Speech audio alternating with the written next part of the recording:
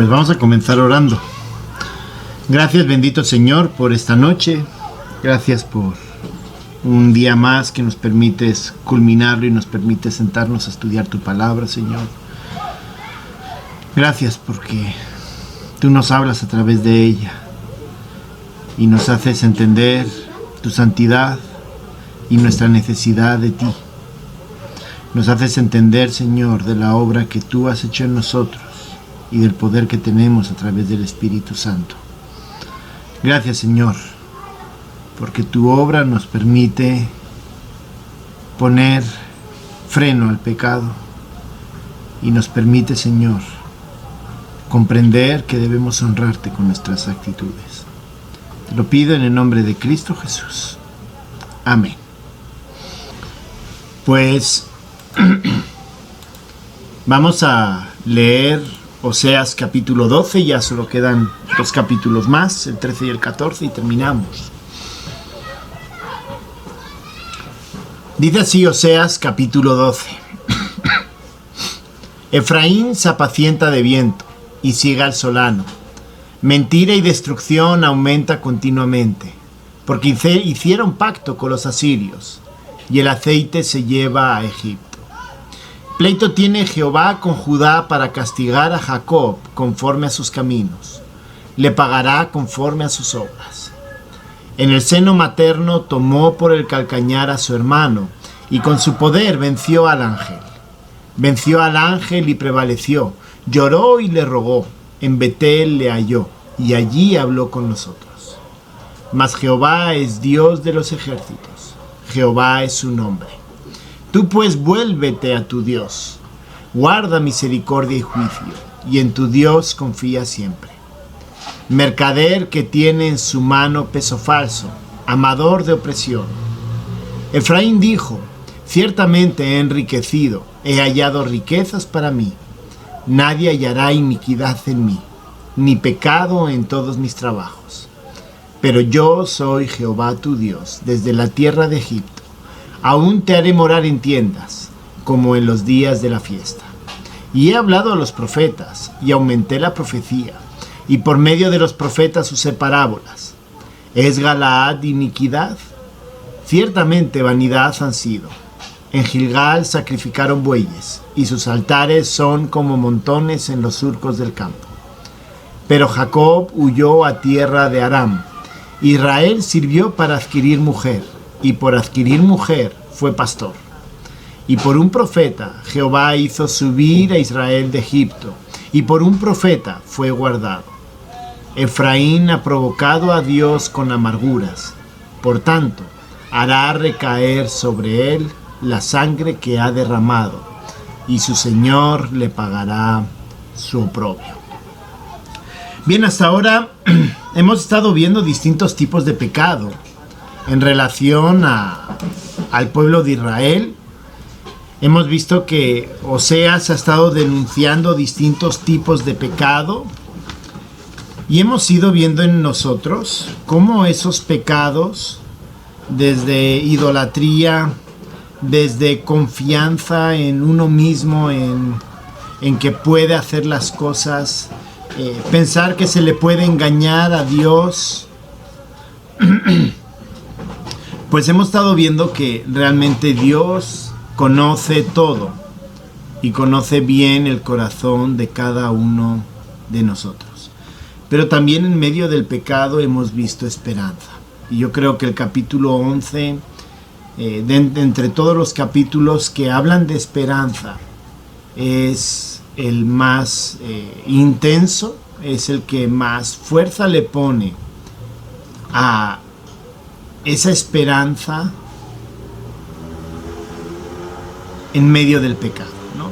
Dios permite, Dios no cierra la puerta al arrepentimiento. Todo lo contrario, Dios abre la puerta y desea que el pecador se arrepienta y vuelva a Él. En este caso, Oseas capítulo 12 vuelve a tocar otra vez el tema del pecado. Pero lo que nos está enseñando a lo largo de este capítulo es que debemos de cuidarnos del efecto del pecado. Es decir, el efecto no va a quedar solamente así, sin más. A veces podemos llegar nosotros a pensar que, bueno, pequé, pero aquí no pasó nada. Entonces, pues no pasa nada si lo vuelvo a repetir, porque no he vivido la consecuencia, ¿no? Es como cuando un día llegamos tarde y no pasa nada, el jefe no dice nada. Pues el día siguiente tampoco pasa nada y así van pasando los días y decimos, bueno, pues parece que aquí no hay control, no pasa nada si no llego tarde. El problema es que quizá están anotando las veces que tú llegas tarde y un día puede llegar la consecuencia de que te digan, mira, te descontamos, te echamos, te despedimos por negligencia o por lo que sea, ¿no? Así que el pecado siempre va a tener una consecuencia, aunque pensemos o estemos experimentando situaciones donde realmente no hay consecuencias. Pero sí las hay. Y lo que Dios nos enseña a través de este capítulo 12 es que debemos de cuidarnos de ese efecto del pecado. En primer lugar, del verso 1 al verso 6, nos está enseñando Oseas que el pecado que está arraigado en nosotros es peligroso.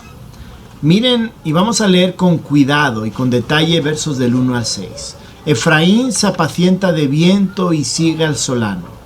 Mentira y destrucción aumenta continuamente, porque hicieron pacto con los asirios y el aceite se lleva a Egipto. Pleito tiene Jehová con Judá para castigar a Jacob conforme a sus caminos. Le pagará conforme a su obra. Lo que vemos, y luego vamos a avanzar un poquito hasta el verso 4, pero lo que vemos en estos dos primeros versículos es que el pecado tiende a hacernos confiar en nosotros mismos. Cuando aquí Oseas está describiendo al pueblo, lo está describiendo, miren qué palabras: Efraín se apacienta de viento, es decir, está tranquilo. Mentira y destrucción aumenta continuamente. ¿Por qué? Porque según ellos no está habiendo consecuencias. Entonces lo que Dios dice que está mal, pues no debe estar tan malo porque no hay castigo. Hicieron pacto con los asirios. Los asirios era el pueblo que los iba a conquistar. Y el aceite se lleva a Egipto, es decir, tienen negocios con Egipto. Así que Israel está muy confiado en medio de su pecado. El pecado ha llegado a arraigar tanto en su corazón y no han experimentado consecuencias tan graves que les ha adormecido el concepto de la santidad de Dios. Les ha llevado a un punto donde pues Dios no debe ser tan malo, o Dios no debe ser tan Dios, porque aquí no pasa nada.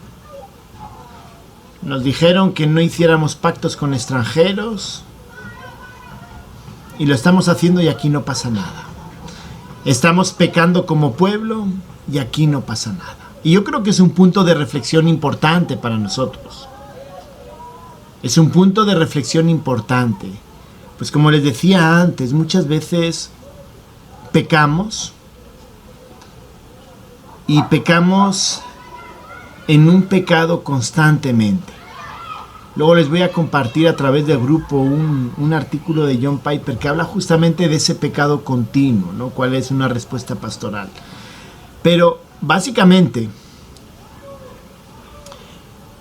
siendo hijos de Dios, en nuestra vida, cuando realmente nos apartamos del Señor, tal y como lo estaba haciendo, lo había hecho Israel, Pero como hijos de Dios, y caemos en un pecado, o estamos viviendo en un pecado donde vemos que no hay consecuencias, donde vemos que realmente no pasa nada, nuestro corazón se va volviendo de piedra.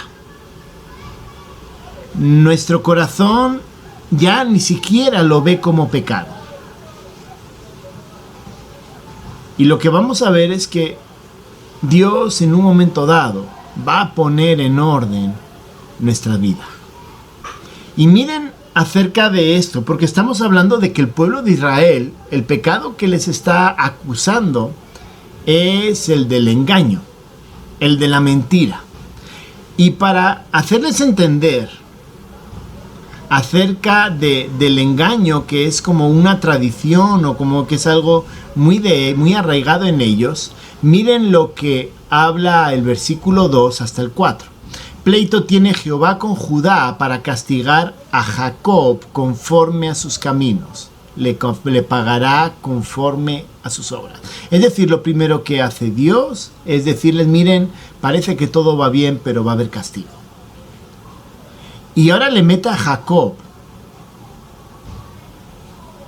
Y miren lo que dice de Jacob. En el seno materno tomó el calcañar de su hermano, ¿no? ¿Se recuerdan?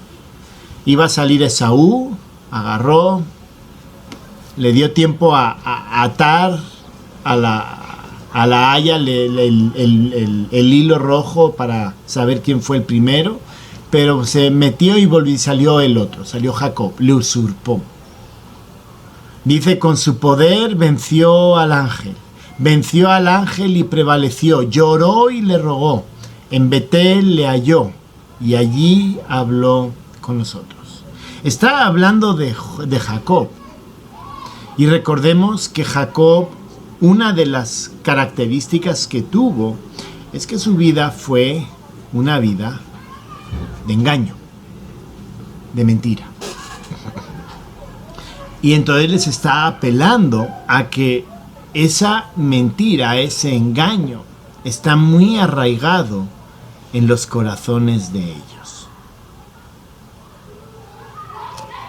Pero no solamente habla acerca de la confianza, ¿no? O sea, a Dios tuvo que trabajar con Jacob mucho, hasta hacerle entender que dependía de él.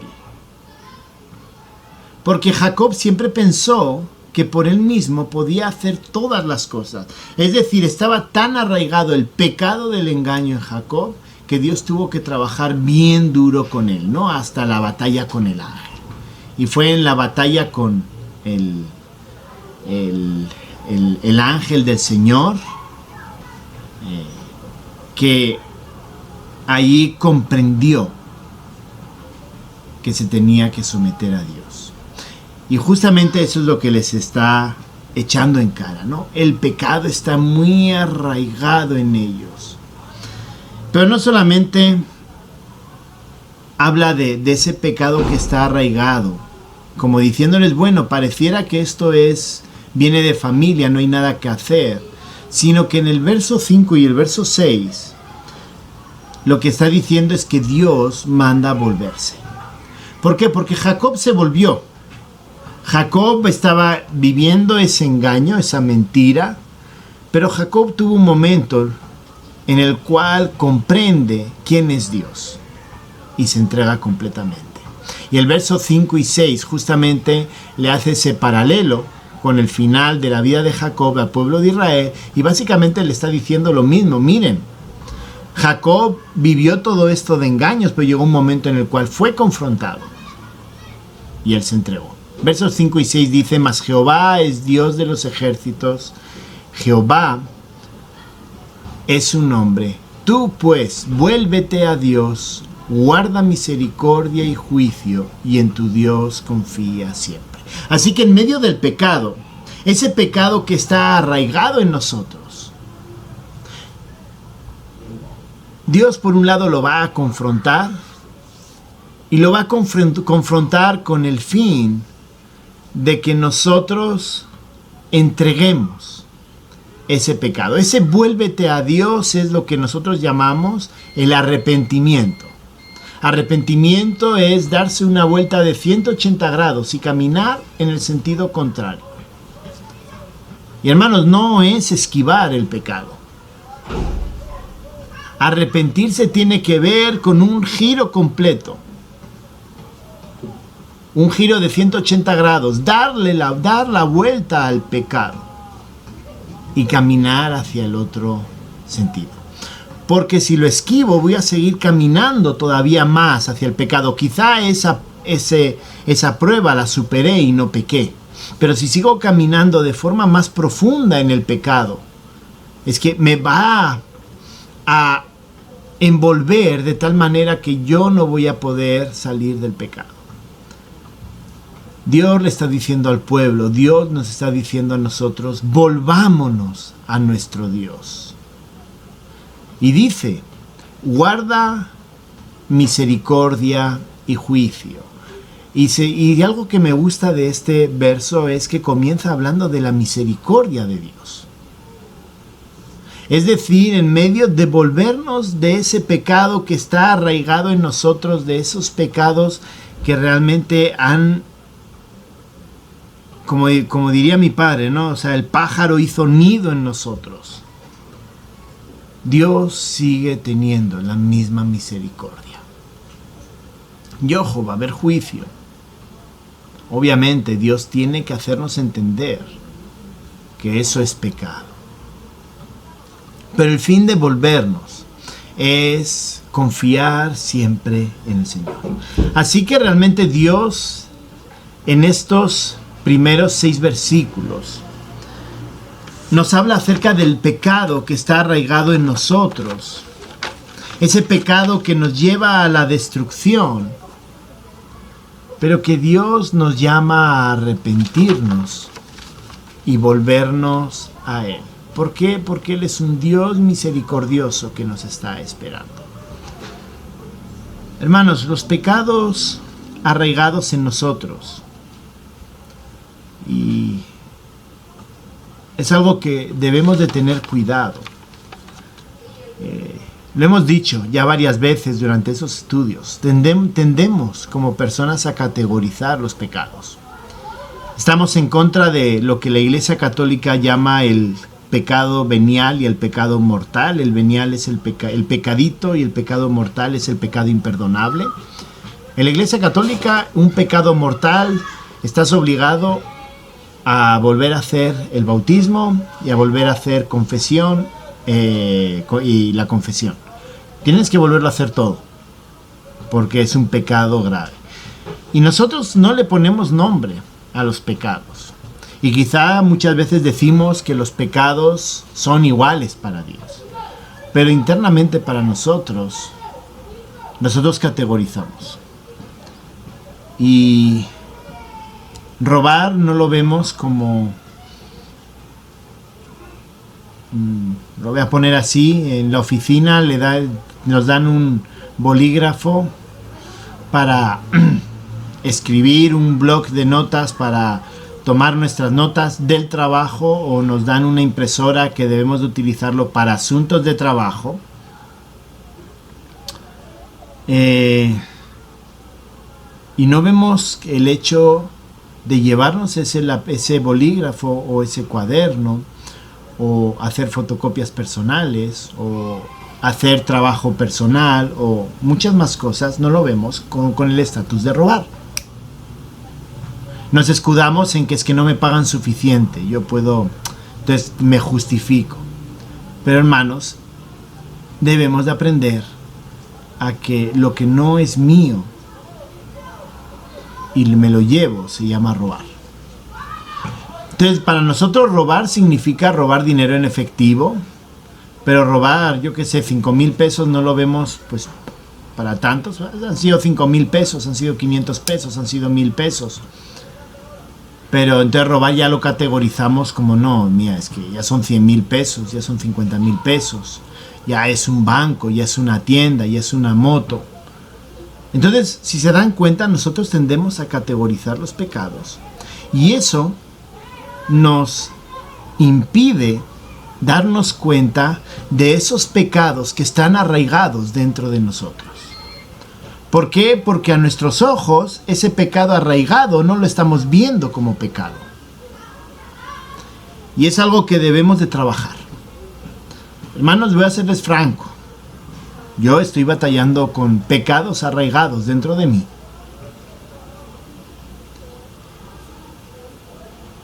Y el hecho de ponerle la categoría de pecado a ciertas actitudes y a ciertas acciones que yo hago. La primera pregunta que me viene a la cabeza es, pero si no es para tanto. El problema es que cuando ese no es para tanto se convierte en algo habitual, ya se convierte en un hábito y cualquier pecado nos aleja de la santidad de Dios. Así que, hermanos, tengamos cuidado con esos pecados que están arraigados. Que el Señor nos ayude a través del Espíritu Santo a tener discernimiento de qué es pecado y qué no. Y también nosotros tengamos una actitud correcta para confrontarnos a nosotros mismos y hacer los cambios pertinentes para llamarle al pecado pecado y pedirle perdón, arrepentirnos, volvernos a nuestro Dios, porque también les digo algo, Dios es un Dios misericordioso. Y cuando nos damos cuenta y cuando cambiamos, el Señor tiene la misericordia para abrazarnos y también pues a través del Espíritu Santo para darnos el poder para poder luchar contra esos pecados. Pero en segundo lugar, hemos hablado de que debemos de cuidarnos de los efectos del pecado, y el segundo efecto es el que el pecado nos produce a nosotros confianza en nosotros mismos. Miren lo que dice versos 7 al 14. Mercader que tienes en su mano peso falso, amador de opresión. Efraín dijo, ciertamente he enriquecido, he hallado riquezas para mí. Nadie hallará iniquidad en mí, ni pecado en todos mis trabajos. Pero yo soy Jehová tu Dios desde la tierra de Egipto. Aún te haré morar en tiendas, como en los días de la fiesta. Y he hablado a los profetas, y aumenté la profecía, y por medio de los profetas usé parábolas. ¿Es Galaad iniquidad? Ciertamente vanidad han sido. En Gilgal sacrificaron bueyes, y sus altares son como montones en los surcos del campo. Pero Jacob huyó a tierra de Aram. Israel sirvió para adquirir su mujer, y por adquirir mujer fue pastor. Y por un profeta Jehová hizo subir a Israel de Egipto, y por un profeta fue guardado. Efraín ha provocado a Dios con amargura. Por tanto, hará recaer sobre él la sangre que ha derramado, y su Señor le pagará su oprobio. En primer lugar, cuando vemos que el pecado nos hace confiar en nosotros mismos, y por eso debemos de cuidarnos del pecado, es que Dios nos va a llevar o nos va a humillar. Versos 7 al 11. Miren, mercader que tiene en su mano peso falso, amador de opresión. Y miren lo que le dice el verso 8. Ciertamente he enriquecido a Efraín. Perdón, Efraín dijo, él se dijo a sí mismo, él tenía esa seguridad. Y básicamente él dice, yo me he enriquecido, yo he podido hacer las cosas bien. Y nadie va a ser capaz de encontrar nada malo en nosotros. Pero Dios, o sea, básicamente Efraín pensaba que con su actitud y con todo lo que había hecho, él tenía la confianza de que nada le iba a pasar. Nada le iba a pasar. Pero Dios, vemos versos 9, 10 y 11, es que Dios lo va a humillar. Que le dice, yo soy Jehová tu Dios desde la tierra de Egipto. Aún te haré morar en tiendas. Dice, he hablado a los profetas, aumenté profecía, usé parábolas. Y miren lo que le dice el verso 11, en Gilgal sacrificaron bueyes y sus altares son como montones de surcos de campo. Esos edificios donde ellos sacrificaban eran edificios gloriosos. Y básicamente le está diciendo que todo eso que han construido no va a servir para nada, porque eso es nada para el Señor. Dios va a humillar. Dios nos va a humillar a nosotros. Cuando pensamos o tenemos esa falsa confianza generada por el pecado. Y hermanos, creo que lo hemos dicho antes. No creo, lo hemos dicho antes. El problema es que muchas veces vemos que no nos pasa nada cuando pecamos.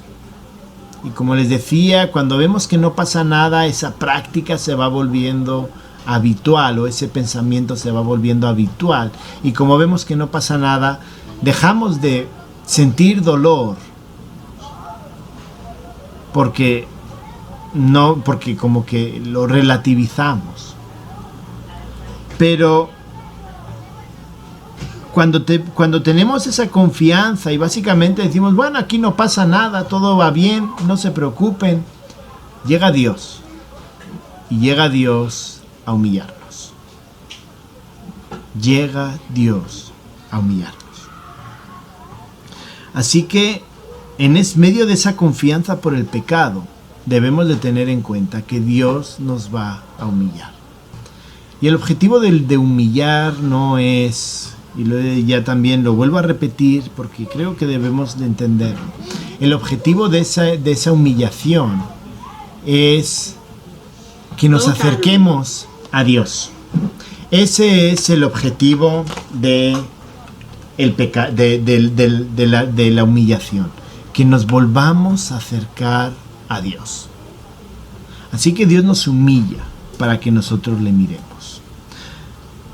Y Dios nos va a hacer pasar por sufrimiento. Versos 12 al 14. El sufrimiento está en el verso 14. Pero miren los versos 12 y verso 13, cómo comienza. Pero Jacob huyó a la tierra de Aram, Israel sirvió. Israel es el nombre de Jacob, que le dio luego, después de la batalla con el ángel del Señor. Israel sirvió para adquirir mujer.